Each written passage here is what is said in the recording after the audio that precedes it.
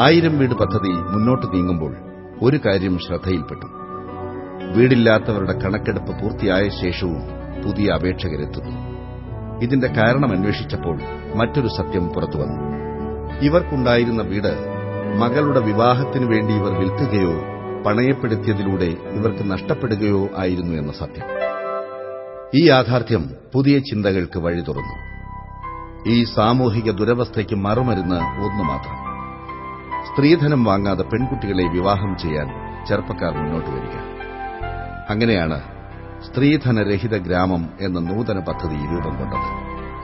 കേരള മഹിളാ സമഖ്യ സൊസൈറ്റിയുമായി ചേർന്നാണ് പദ്ധതി ആവിഷ്കരിച്ചത്. ഭാരതത്തിലെ ഏറ്റവും പ്രായം കുറഞ്ഞ എംപിയായ സച്ചിൻ പൈലറ്റാണ് പദ്ധതി ഉദ്ഘാടനം ചെയ്തത്.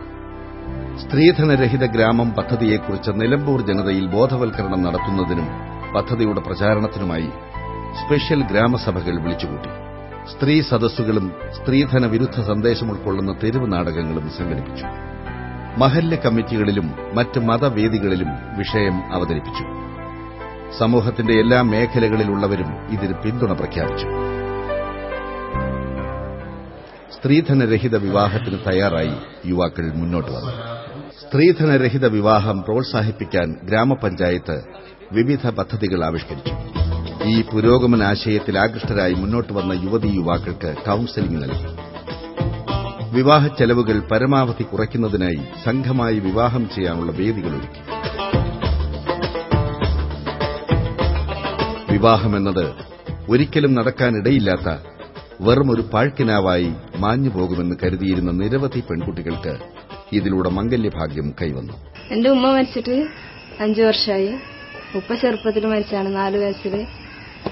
പിന്നെ ഞാൻ ഓർഫനേജിലാണ് പഠിച്ചിരുന്നത്, കോഴിക്കോട്. അങ്ങനെ അവിടെ കുറെ 10ാം ക്ലാസ് വരെ പഠിച്ചിരുന്നു. പിന്നെ അവിടുന്ന് കയ്യിൽ പഠിച്ചു പോന്നു. പിന്നെ ഇവിടെ പഞ്ചായത്തിൽ കമ്മ്യൂണിറ്റി കോളേജിൽ ചേർന്ന് അവിടെ ഫാഷൻ ഡിസൈനിന് പഠിച്ചു. അങ്ങനെ അവിടെ ചേർന്നപ്പോഴാണ് ഇങ്ങനെ സ്ത്രീധനരഹിത വിവാഹം നടത്തുന്നുണ്ട്, അതിന് രജിസ്റ്റർ ചെയ്യാൻ പറഞ്ഞു. അങ്ങനെ അവിടുന്ന് രജിസ്റ്റർ ചെയ്തു. അങ്ങനെ വിവാഹം കഴിച്ചു.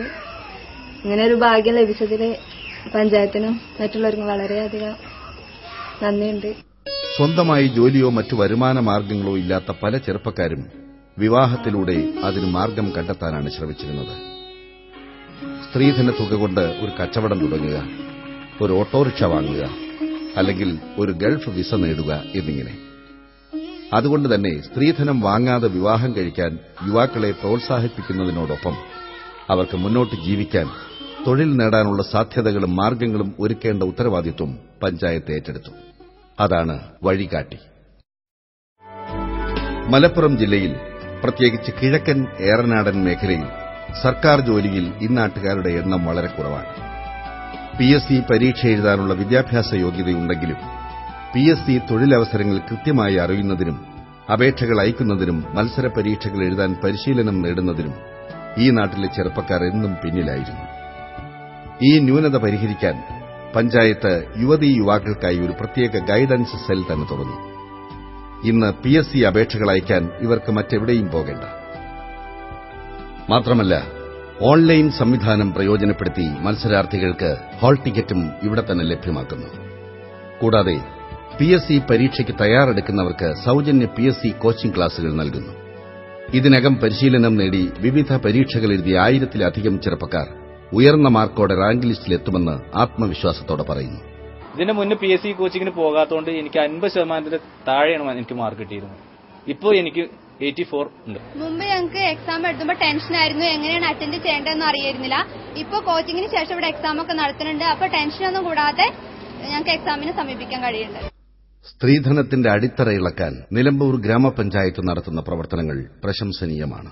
മുഖ്യമന്ത്രി ശ്രീ VS അച്യുതാനന്ദൻ സ്ത്രീധനത്തിനെതിരെയുള്ള നിലമ്പൂർ ഗ്രാമപഞ്ചായത്തിന്റെ പോരാട്ടം മാതൃകാപരവും സാമൂഹ്യനീതിയിൽ അധിഷ്ഠിതവുമാണ്. ശ്രീ സച്ചിൻ പൈലറ്റ് MP നിലമ്പൂർ ഗ്രാമപഞ്ചായത്ത് നടപ്പാക്കിയ സ്ത്രീധനരഹിത ഗ്രാമം പദ്ധതി ധീരമായ ചുവടുവയ്പ്. ശ്രീ സയ്യിദ് സാദിഖ് അലി ശിഹാബ് തങ്ങൾ, ശ്രീ അബ്ദുസ് സമദ് സമദാനി, സ്വാമി സന്ദീപ് ചൈതന്യ, ഡോക്ടർ ഹുസൈൻ മടവൂർ, സ്വാമി ചിദാനന്ദപുരി, ശ്രീ ഷെയ്ഖ് മുഹമ്മദ് കാരക്കുന്ന്, സ്വാമി Sukshmananda, bishop doctor MK Koshy